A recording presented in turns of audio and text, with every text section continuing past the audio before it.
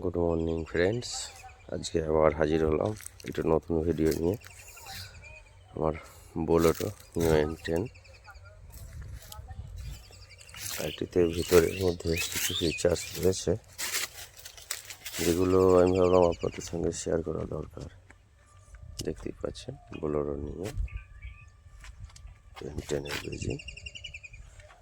তার সামনে কিন্তু এই কোণে যে ESS বাটনটি দেখছেন, এটি সম্বন্ধে আপনারা অনেকেই জানেন যে এটি অনেকক্ষণ ট্রাফিকে দাঁড়িয়ে থাকলে প্রায় 10 সেকেন্ড মতো তার মধ্যে গাড়ি ইঞ্জিন স্টপ হয়ে যায়।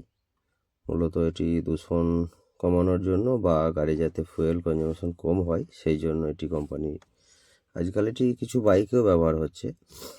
তারপরে রয়েছে অ্যান্টি ফগ বাটন, যেটি বর্ষাকালে বা কুয়াশার মধ্যে গাড়ি চালালে আমাদের গ্লাসের ভিতরে যে কুয়াশা জমে সেটিকে প্রতিহত করে। তারপরে রয়েছে ইকো বাটন, যেটি সাধারণত এই বাটনটি আমার অন রয়েছে, আমি আপনাদের দেখাচ্ছি অন রয়েছে। তো এটি অন থাকলে আপনার গাড়ি খুব বেশি অ্যাক্সেলারেশন কাজ করবে না, তেমন গাড়ি কিন্তু স্মুথলি নিজের মতো চলবে। এতে অবশ্য মাইলেজ কিছু এনহ্যান্স হবে। আর একটি লাইট সেটিং রয়েছে, আর এদিকটি মিরর সেটিং। আপনি লেফট সিলেক্ট করে নিলে ডাইনে বাঁয়ে করলে এটি একটি মাল্টি-কি টাইপের কাজ করবে। এবং এই যে অ্যান্টি ফগ যে বাটনটি রয়েছে, এগুলো কুয়াশার জন্য, যাতে এই যে অ্যান্টি ফগের যে গরম বাষ্পটা দিক দিয়ে বেরোবে সেটা এটা রয়েছে।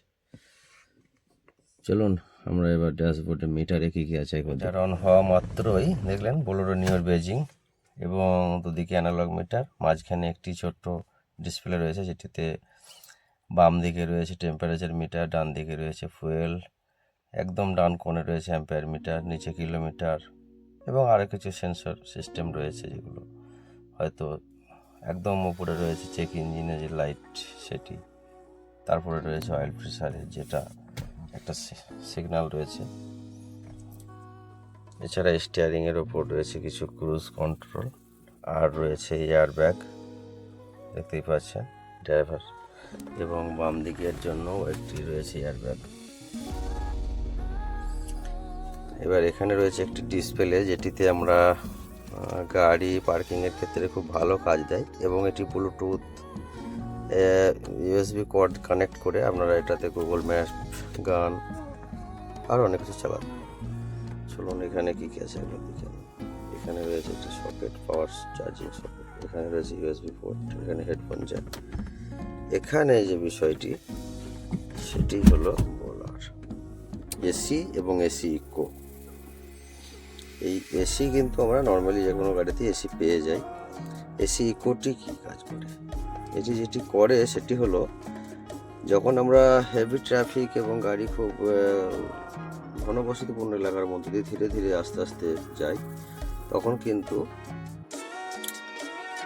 এসির যে চেম্বার রয়েছে সেখানে খুব প্রেশার পড়ে।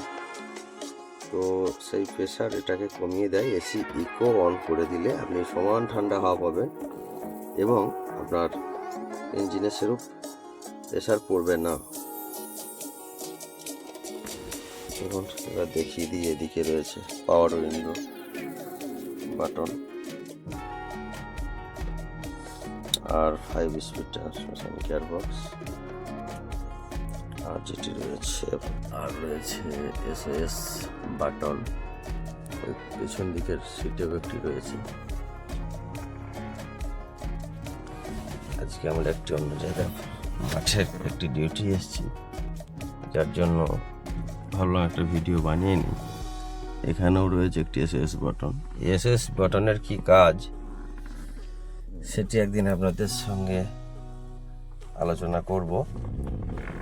আজকে আপাতত এ পর্যন্তই। এখন আমরা বেরিয়ে যাব ফুরফুরা শরীফের উদ্দেশ্যে, এবং সেখানে গিয়ে কোথায় থাকলাম কি করলাম আপনাদেরকে জানাবো। Thank you for watching.